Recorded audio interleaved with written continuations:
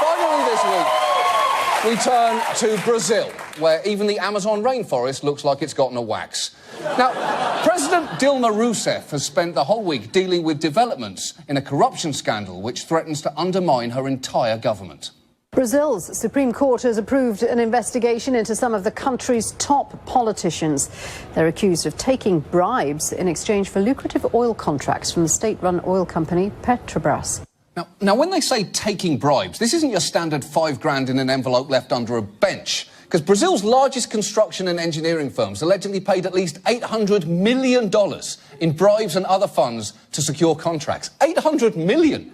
You'd need an amazing construction firm just to build a bench large enough to hide that bribe underneath. More than 30 members of Rousseff's ruling coalition are under investigation, so she took to the airwaves this week to try and calm people down. You have every right to get irritated and be worried, but I ask for patience and understanding because this situation is transitory. Is it? How is it transitory? Because unless you're about to flash the entire country with one of those memory-erasing sticks from Men in Black, I don't think people are going to forget about this. In fact, Brazilians weren't even listening to her speech for a pretty loud reason. Her critics had organized a kind of pot-banging protest, and I was in Sao Paulo, leaned out the window. It sounded like a football game. People were banging their pots, honking their horns. Fora!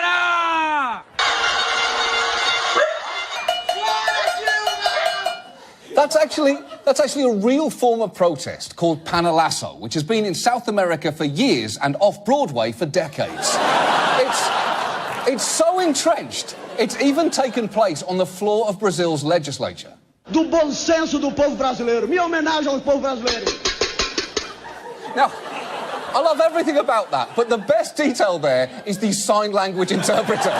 Even he is banging invisible pots in disgust. And if you think that Brazilians are overreacting to this story, there is one more thing you should know about Rousseff's involvement in this scandal. President Rousseff chaired the board of Petrobras for 7 years when much of the corruption is believed to have taken place. She's been cleared of any involvement in the scheme. How has she been cleared? She chaired the board of Petrobras while the bribes were... There's only one way to handle this.